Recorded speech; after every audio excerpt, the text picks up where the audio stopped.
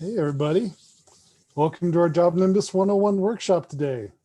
We're going to be talking about internal communication, getting your customers set up the right way and making sure that your team is ready to have accountability with what's done in JobNimbus. My name's Logan. And I'm Dan. And as Logan said, today we are going to talk about some tips and tricks on how to up the level in your internal communication. What this will do is this will really help you get your organization, your communication organized. It'll help you easily find the notes that you need because they'll be right where you need them in your contacts and your jobs. And it'll really help increase the accountability with your team members using the internal communication of JobNimbus. So without further ado, let's get right into JobNimbus and talk about it. All right. So when it comes to notifying your team, the first thing you have to do is make sure your notifications are set up correctly. In order to check your notifications, you're going to jump to your name in the upper right-hand corner and choose My Info from the list. Once you've done that, scroll down past the calendar section to notifications. And this is where you can set up those different sorts of communication with your team.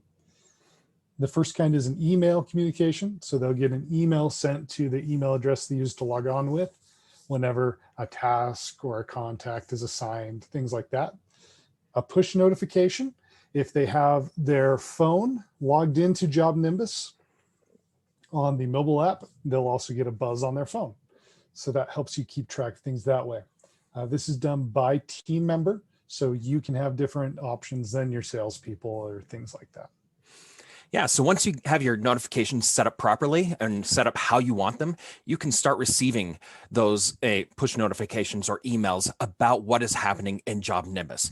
So let's quickly talk about the main way that you can keep in communication with your team members, and that is through the notes feature in JobNimbus. So when you go to a contact or a jobs file, we're currently in a contacts file, and go to the activity tab, you can click on this button right here, add note, which will bring up the create note window. Right here, you can choose a note type for your note, and this will help really keep your notes organized with what they are in regards to, such as like a phone call, an email, or text message. And that will just really let your teams know what is going on. So let's say that we received a phone call from Grisella, and Grisella really wants us out to her house fast. Her roof's leaking. She needs it done quickly. So I need to notify my team what is going on.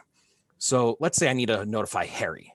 I can use that. I can use the @mention feature to tell Harry right now what is going on. What you do is you type in an @ symbol and you start typing in Harry's name, and you see there's a drop-down menu that pops up. You can click on Harry, and that will put in Harry's name there. We can type in get out there now, or set up an appointment quickly, whatever we need to do. And then we save the note. Now, as you see, the note pops up here in the activity field, the activity feed on the contacts file. Not only that, but Harry's going to get a notification either on his phone or via email, depending on his notification preferences.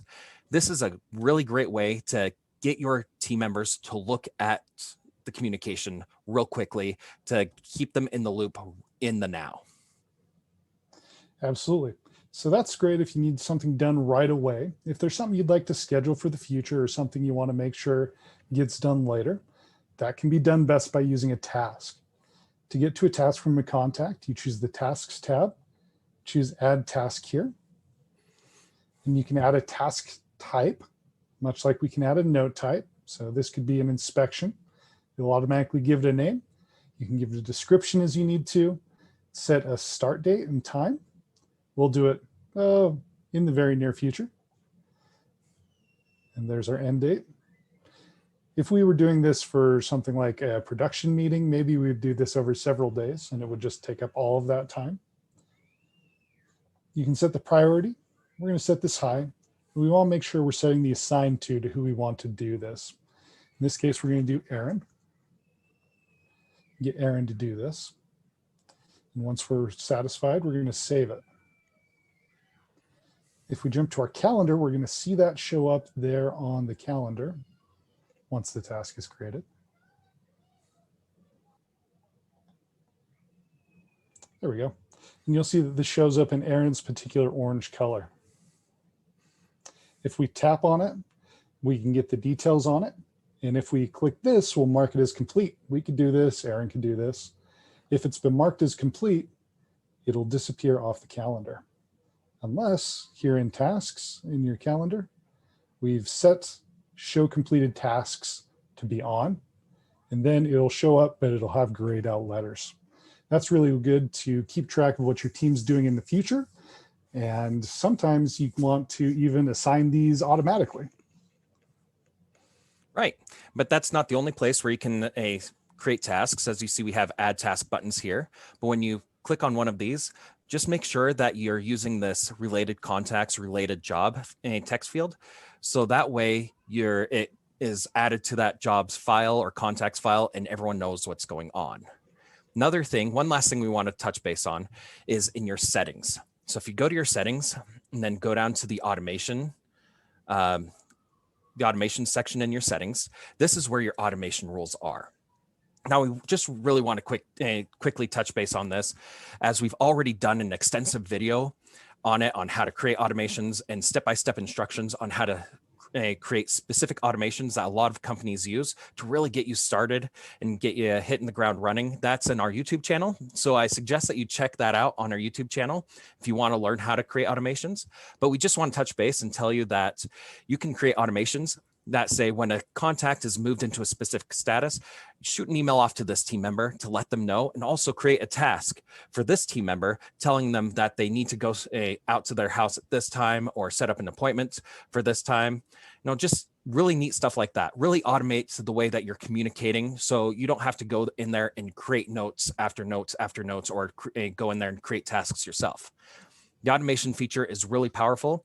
So go check out that video to learn how to make your automation rules so that you can take your internal communication up to the next level.